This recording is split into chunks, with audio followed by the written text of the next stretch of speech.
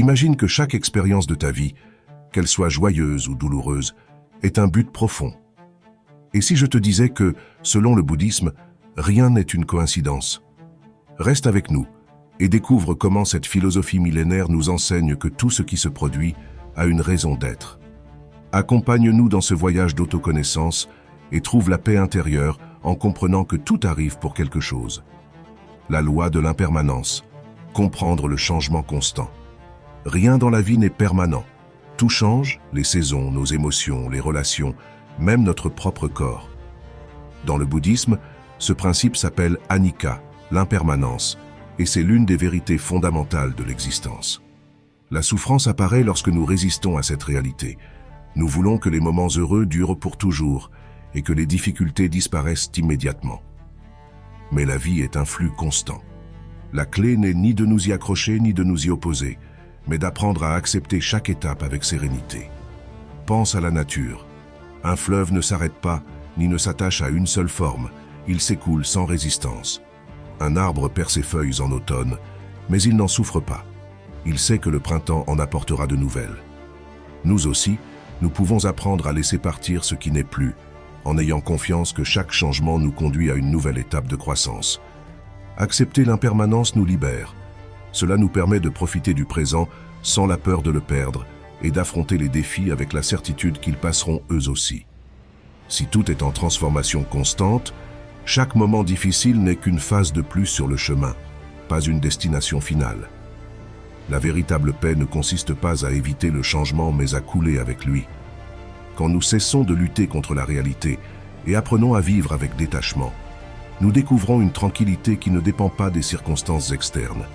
Cause et effet, le karma dans notre vie quotidienne. Rien dans la vie n'arrive par simple hasard.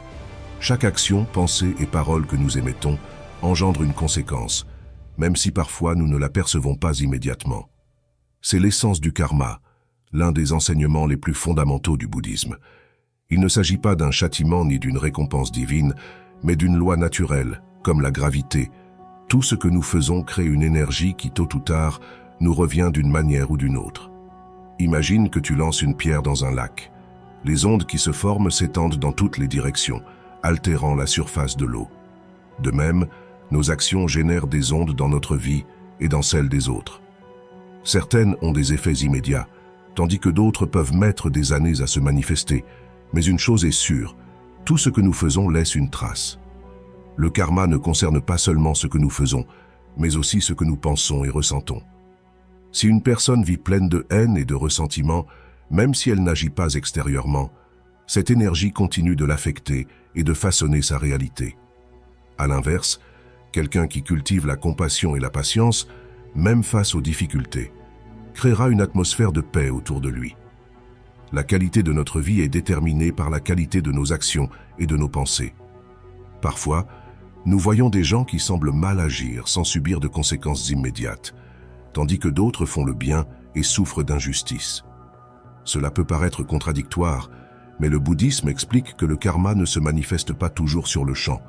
C'est comme semer une graine. Certaines germinent vite, d'autres mettent plus de temps à porter leurs fruits.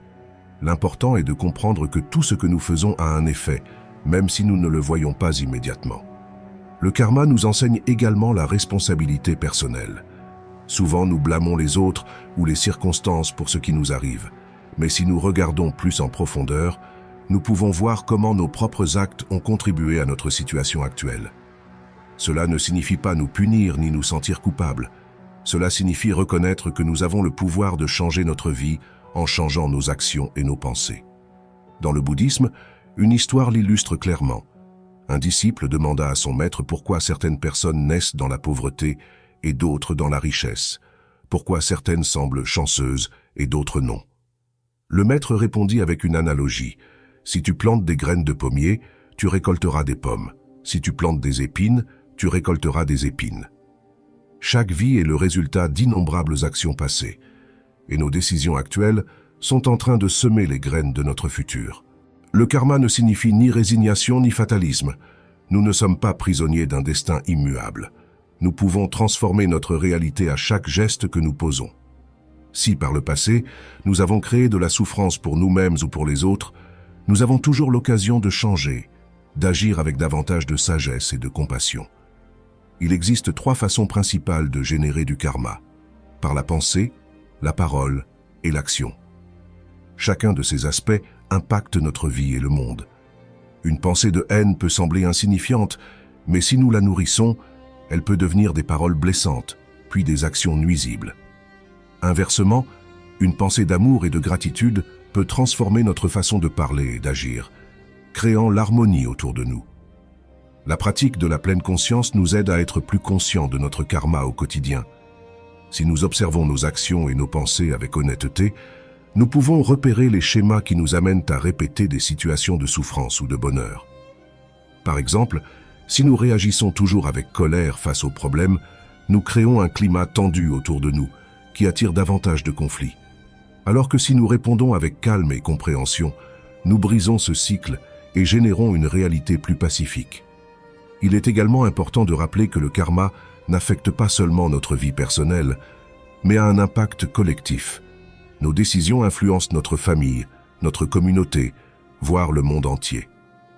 En cultivant des valeurs comme la générosité et l'empathie, nous améliorons non seulement notre vie, mais nous contribuons aussi à un environnement plus harmonieux pour tous. Un aspect essentiel du karma est l'intention. Aider quelqu'un par intérêt personnel n'est pas la même chose que l'aider par pur altruisme. Même si l'acte extérieur est identique, l'énergie que nous générons diffère. C'est pourquoi le bouddhisme souligne l'importance de la motivation derrière chaque acte. Au cours de notre vie, nous avons accumulé de nombreuses expériences et habitudes qui influencent notre façon d'être. Cependant, le passé ne nous définit pas. Chaque jour est une nouvelle occasion de semer de bonnes graines. Peu importe le nombre d'erreurs commises, nous pouvons toujours recommencer. Si nous voulons transformer notre karma, nous pouvons débuter par de petits changements. Être plus aimable dans nos paroles, agir avec honnêteté, aider ceux qui nous entourent sans rien attendre en retour. Ces gestes, simples en apparence, ont un impact profond. De même qu'une goutte d'eau crée des ondes dans un lac, chaque petite action positive que nous accomplissons contribue à un changement plus grand. Le karma nous rappelle que nous sommes les créateurs de notre vie. Cela ne signifie pas que nous pouvons tout contrôler, mais bien que nous pouvons choisir comment répondre à ce qui se passe. Chaque décision est une occasion d'avancer vers une vie plus pleine et plus significative.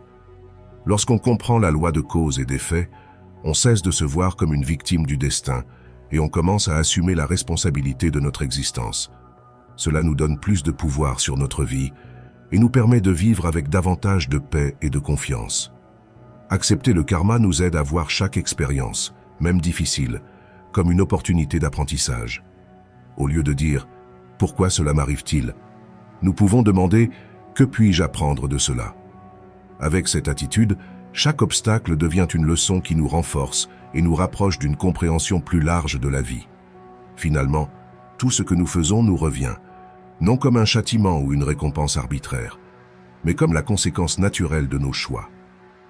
Lorsque nous vivons avec cette conscience, nous commençons à agir avec plus de sagesse, créant un chemin d'harmonie et de bien-être. L'attachement et la souffrance, apprendre à lâcher prise. Le bouddhisme enseigne que la souffrance découle de l'attachement. Nous nous accrochons aux personnes, aux choses, aux émotions et même aux idées, croyant qu'elles nous donneront du bonheur. Mais rien n'est permanent. Lorsque ce que nous désirons change ou disparaît, nous ressentons de la douleur.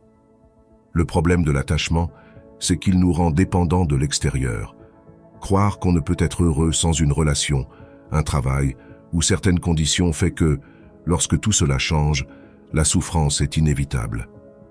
Lâcher prise ne signifie pas cesser d'aimer ou de valoriser.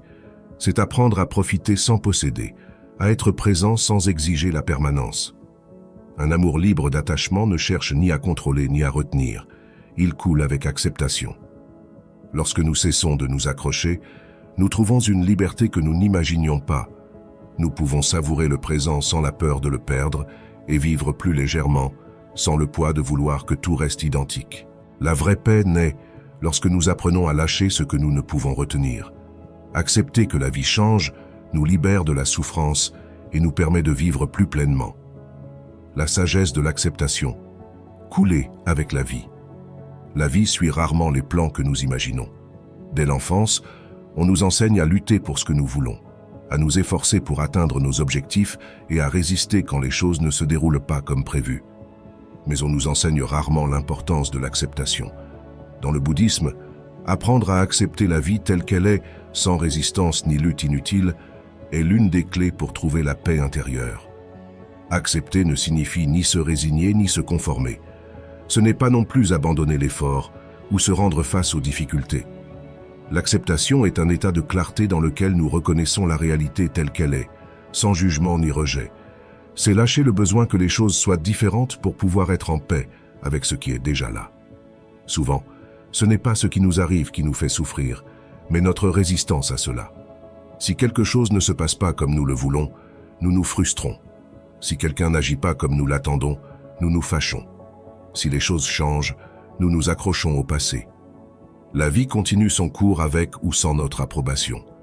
La résistance crée seulement la souffrance, alors que l'acceptation nous permet de couler avec plus de tranquillité. Le bouddhisme nous enseigne que tout ce qui se passe dans notre vie fait partie d'un tissu de causes et de conditions. Rien ne se produit par hasard, et même si nous ne comprenons pas toujours le motif immédiatement, chaque expérience a quelque chose à nous apprendre. Au lieu de lutter contre l'inévitable, nous pouvons nous demander « Que puis-je apprendre de cela ?» Un maître zen racontait l'histoire d'un paysan qui possédait un cheval. Un jour, le cheval s'enfuit. Les voisins vinrent le plaindre, disant que c'était un grand malheur. Le paysan répondit « Qui sait si c'est bon ou mauvais ?» Quelques jours plus tard, le cheval revint, accompagné de plusieurs chevaux sauvages. Les voisins célébrèrent sa bonne fortune, mais le paysan dit de nouveau « Qui sait si c'est bon ou mauvais ?» Peu de temps après, son fils tenta de dompter l'un des chevaux et se cassa la jambe. Les voisins déplorèrent son malheur, mais le paysan répéta « Qui sait si c'est bon ou mauvais ?» Des semaines plus tard, l'armée arriva au village pour enrôler les jeunes pour la guerre, mais elle laissa le fils du paysan à cause de sa blessure. Ce qui semblait mauvais s'avéra bon, et ce qui semblait bon aurait pu s'avérer mauvais. La vie est un flux constant, et seul le temps nous permet de voir l'ensemble du tableau. Accepter la réalité ne signifie pas ne pas agir lorsque c'est nécessaire. Si quelque chose nous cause de la souffrance et que nous pouvons le changer, nous devons le faire. Mais si quelque chose est hors de notre contrôle, lutter contre ne fera qu'apporter plus d'angoisse. La sagesse consiste à distinguer ce que nous pouvons changer de ce que nous devons accepter. La pratique de l'acceptation se renforce par la méditation et la pleine conscience. Quand nous méditons, nous apprenons à observer nos pensées sans les juger ni chercher à les changer. Nous réalisons que les émotions vont et viennent comme les nuages dans le ciel. Avec le temps, cela nous aide à accepter aussi les situations de la vie avec davantage de calme. L'un des plus grands défis est d'accepter les autres tels qu'ils sont. Souvent, nous souffrons parce que nous voulons changer les gens, qu'ils soient plus affectueux, qu'ils pensent comme nous, qu'ils agissent d'une certaine manière. Mais chaque personne est comme elle est, avec son propre processus et son propre apprentissage. Lorsque nous cessons d'essayer de contrôler les autres et que nous les acceptons avec leurs lumières et leurs ombres, nos relations deviennent plus harmonieuses. Accepter ne signifie pas approuver tout ce qui se passe. Si quelqu'un nous traite mal, cela ne signifie pas que nous devons le tolérer, mais nous pouvons accepter que cette personne est comme elle est, sans attendre qu'elle change pour que nous puissions être en paix. Au lieu de lutter contre la réalité, nous pouvons décider comment y répondre. Il est aussi important d'apprendre à nous accepter nous-mêmes. Souvent, nous sommes nos pires juges. Nous nous punissons pour nos erreurs ou désirons être différents. Mais la compassion est essentielle au bien-être. S'accepter ne signifie pas renoncer à s'améliorer, mais cesser de nous battre contre nous-mêmes et commencer à nous traiter avec plus de bienveillance. Le changement est inévitable. Tout au long de la vie, nous connaîtrons des pertes, des échecs, des déceptions, mais aussi l'amour, la croissance, de nouvelles opportunités. La vie est un équilibre de moments difficiles et de moments heureux. Apprendre à accepter les deux avec la même sérénité conduit à une paix qui ne dépend pas des circonstances. Accepter la vie telle qu'elle est nous libère du poids de la résistance. Nous lâchons le fardeau de la lutte constante et embrassons chaque instant avec gratitude. Lorsque nous cessons de nous battre contre la réalité, nous découvrons que le bonheur n'est pas dans le contrôle absolu, mais dans le fait de couler avec ce que la vie nous présente. Chaque jour est une occasion de pratiquer l'acceptation, Accepter les embouteillages sans frustration, accepter qu'il pleuve quand nous voulions sortir, accepter que les personnes autour de nous aient leurs propres rythmes et processus. Avec le temps, cette pratique nous prépare à accepter les grands changements de la vie avec plus de sagesse et de tranquillité. La véritable liberté ne réside pas dans le contrôle du monde, mais dans l'apprentissage à couler avec lui. L'acceptation nous accorde cette liberté en nous permettant de vivre avec plus de légèreté, de confiance et de paix intérieure. Leçon cachée, trouver un sens dans l'adversité. Tout au long de la vie, nous affrontons des moments difficiles qui semblent incompréhensibles. Pertes, échecs, maladies, conflits, situations qui nous mettent au défi. Chaque adversité porte une leçon, même si nous ne la voyons pas immédiatement. Quand quelque chose ne se passe pas comme prévu, nous réagissons souvent par la résistance, la colère ou la tristesse. Mais si nous observons attentivement, nous pouvons découvrir qu'il y a dans les moments les plus sombres un enseignement caché. Rien dans la vie n'est inutile si nous savons transformer la souffrance en sagesse. L'un des principes du bouddhisme est que tout est interdépendant. Rien n'arrive isolément, mais comme résultat d'une série de causes et de conditions. Souvent, ce que nous percevons comme un obstacle est en réalité une étape nécessaire à notre croissance. Quelque chose qui aujourd'hui nous fait mal peut préparer le terrain pour quelque chose de meilleur. L'histoire bouddhiste d'un disciple qui aida une chenille à sortir de son cocon l'illustre. Privée de l'effort qui fortifie ses ailes, la chenille ne put voler. De même, nos difficultés nous aident à développer les qualités dont nous avons besoin pour avancer.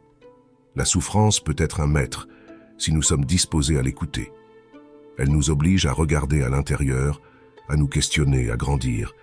Elle révèle nos faiblesses et nous donne l'occasion de les transformer en force. Chaque défi nous offre le choix de demeurer dans la douleur ou d'en faire un carburant pour la transformation. Dans la vie, nous n'obtenons pas toujours ce que nous désirons, mais nous recevons toujours ce dont nous avons besoin pour évoluer. Une relation qui se termine peut nous apprendre la valeur de l'indépendance. Un échec professionnel peut nous montrer qu'il est temps de rediriger notre route. Un problème de santé peut nous rappeler l'importance de prendre soin de notre corps et de notre esprit. Rien n'est vain si nous sommes ouverts à apprendre. Souvent, seul le temps nous permet de voir le but d'une difficulté. Ce qui semblait une catastrophe se révèle parfois la meilleure opportunité de notre vie. L'essentiel est de ne pas rester prisonnier de la plainte ou du désespoir, mais de faire confiance au fait que tout a un sens, même si nous ne le comprenons pas encore. Le bouddhisme nous enseigne à voir chaque expérience comme une occasion de croissance. Au lieu de maudire la tempête, demandons-nous ce qu'elle nous enseigne. A-t-elle pour but de nous donner plus de patience, de nous aider à lâcher le contrôle, de nous fortifier pour ce qui vient? L'esprit humain tend à éviter la douleur. Nous voulons l'écarter, l'ignorer ou l'éliminer au plus vite. Mais la douleur, lorsqu'on l'affronte avec conscience, peut nous transformer. C'est comme le feu purifiant l'or, éliminant l'inutile pour révéler l'essence. Une critique qui nous blesse trop peut être l'occasion de renforcer l'estime de soi. Une perte dévastatrice, le moment d'apprendre à lâcher avec amour. Chaque émotion difficile révèle une partie de nous-mêmes qui a besoin d'être comprise et guérie. Accepter l'adversité n'est pas y renoncer, c'est la voir comme une maîtresse. Nous pouvons prendre chaque obstacle comme une malédiction ou comme une possibilité de grandir. La manière dont nous choisissons de l'interpréter définit notre expérience. Un exercice utile consiste à écrire sur les moments les plus difficiles que nous avons traversés et à analyser ce que nous en avons appris. On découvre souvent que ces défis nous ont apporté davantage de résilience, de compassion ou de sagesse. Même les événements les plus douloureux peuvent avoir un but si nous les regardons avec des yeux d'apprentissage. Lorsque nous faisons confiance au fait que tout a une raison d'être, nous affrontons les défis avec plus de calme et de clarté. Au lieu de demander « Pourquoi moi ?», nous demandons « Pourquoi ?» Cette simple différence de perspective change notre relation à la souffrance et nous permet de grandir au lieu de rester piégés dans la douleur. Les leçons de la vie ne sont pas toujours faciles, mais elles sont toujours précieuses. Chaque expérience, si difficile soit-elle, nous prépare à quelque chose de plus grand. Quand nous apprenons à voir les défis comme des opportunités, nous cessons de les craindre et nous commençons à les accueillir comme une partie de notre processus d'évolution. Rien n'est un hasard. Chaque moment difficile est une porte vers une nouvelle compréhension, Il nous suffit d'avoir le courage de la franchir. La pratique de la pleine conscience, vivre le présent. L'esprit humain a tendance à vagabonder entre le passé et le futur. Nous nous souvenons de ce qui fut avec nostalgie ou regret, et nous projetons ce qui sera avec anxiété ou attente. Rarement sommes-nous pleinement présents dans l'unique moment qui existe, le maintenant. Dans le bouddhisme, la pratique de la pleine conscience, mindfulness, nous apprend à nous ancrer dans le présent, à vivre chaque instant en pleine conscience et sans distraction.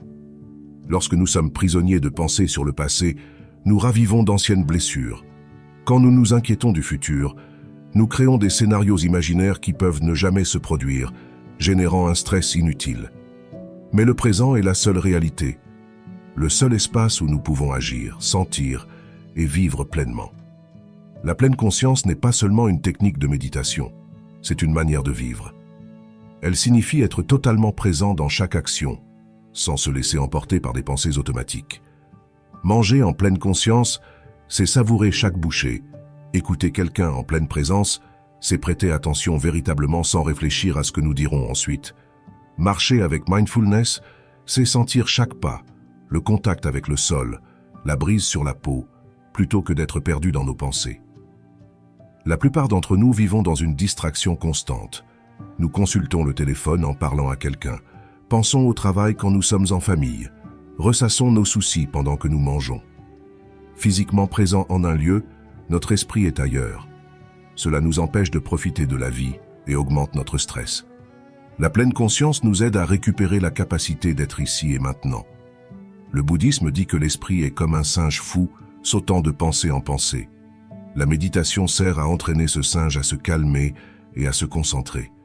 Au début, c'est difficile, mais avec le temps, nous devenons plus conscients de nos pensées et pouvons choisir où diriger notre attention. Un exercice de base consiste à se centrer sur la respiration. Observer l'air entrer et sortir sans le contrôler.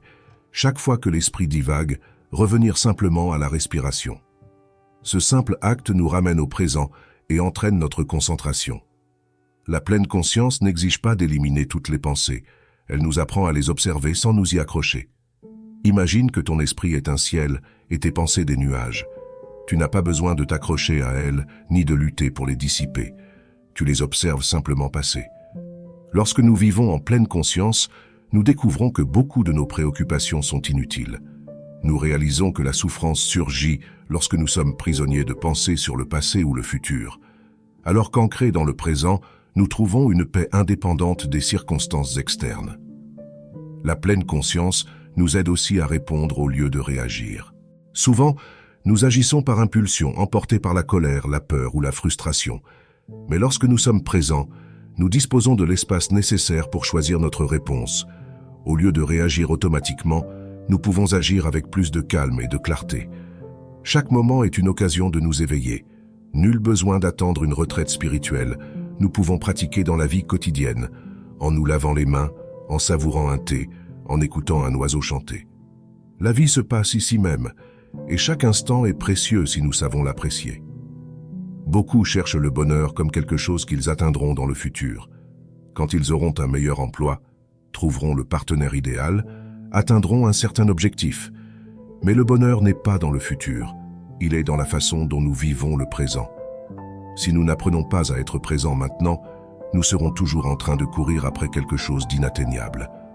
Vivre en pleine conscience nous aide à voir la beauté du quotidien, à profiter des petits détails ignorés. Cela nous connecte à notre existence d'une manière plus profonde.